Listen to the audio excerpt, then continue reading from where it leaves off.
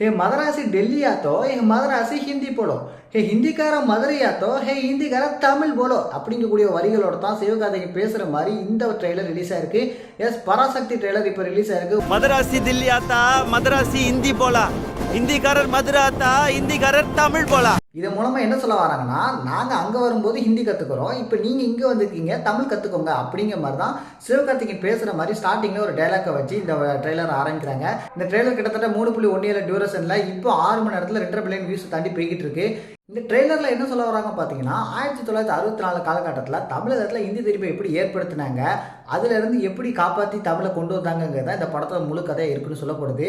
அப்புறம் இந்த ட்ரெய்லரை நோட் பண்ண வேண்டிய விஷயம் பார்த்தீங்கன்னா, சிவகார்த்திகேயனோட கதையை வந்து பார்த்தீங்கன்னா, தமிழகத்திலேருந்து ஒரு வீரர் வந்து மொழிக்காக உயிர் நீத்த அவரோட கதையை தான் சிவகார்த்திகேயனுக்கு கேரக்டர் கொடுத்துருக்கதா சொல்லப்படுது. ஒரு வட்டாரத்தில் வந்து என்ன சொல்கிறாங்கன்னா, அவர் வந்து ஒரு பேர் ராஜேந்திரன், அவர் ஒரு கல்லூரி மாணவர். அவர் வந்து ஹிந்தி திணிப்புக்கு எதிராக நிறைய பேர் தமிழகத்திலேருந்து போராடும் போது இவரும் போராடி இருக்காரு. அப்போ வந்து இவர் வந்து சுட்டு கொல்லப்பட்டிருக்காரு. அதனால சிவகார்த்திகேயனும் அந்த கேரக்டரில் தான் நடிக்கிறதா சொல்லப்படுறதுனால அவருமே இறக்கறதுக்கு இந்த படத்தில் கடைசியில் இறக்கறதுக்கு வாய்ப்பு இருக்குது அப்படிங்கிற மாதிரி சொல்கிறாங்க. இது எந்த அளவுக்கு சாத்தியங்கிறது பொறுமையாக தான் நம்ம பார்க்கணும். இதில் ஒரு போலீஸ்காரர் வந்து அதர்வை பற்றி கேட்குறாரு, உங்களுக்கு இது அரசாங்கத்தோட பிரச்சனை, நீங்கள் டெல்லிக்கு போய் போராட வேண்டியதானே அப்படின்னு கேட்டிருக்கு. அதர்வா என்ன சொல்கிறாருன்னா, டெல்லி தான் இந்தியாவா அப்படின்னு ரொம்ப ஒரு துடிப்போட அதர்வா பேசுகிற மாதிரி இருக்கு.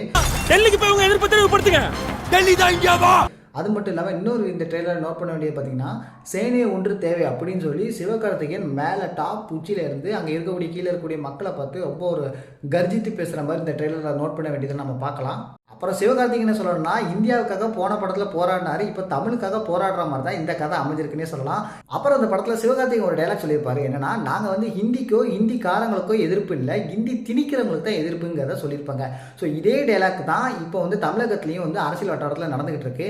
நாங்கள் வந்து ஹிந்தி திணிக்கிறவங்களுக்கு தான் எதிர்ப்பு, ஹிந்தி மொழிக்கோ ஹிந்திக்காரங்களுக்கோ அவங்களுக்கு நாங்கள் எதிர்ப்பு இல்லை அப்படின்னு தான் சினிமாவை விட்டு அரசியல் வட்டாரத்தில் பேசப்பட்டு வந்தது தான் இப்போ சினிமாவில் இந்த பராசக்தி படத்தில் எடுக்கப்பட்டதாக சொல்லப்படுது. முழு படம் ரிலீஸ் ஆனதுக்கு அப்புறம் தான் இந்த படம் எந்த அளவுக்கு விமர்சனத்தை ஏற்படுத்துங்க பொறுத்திருந்து பார்க்கணும்.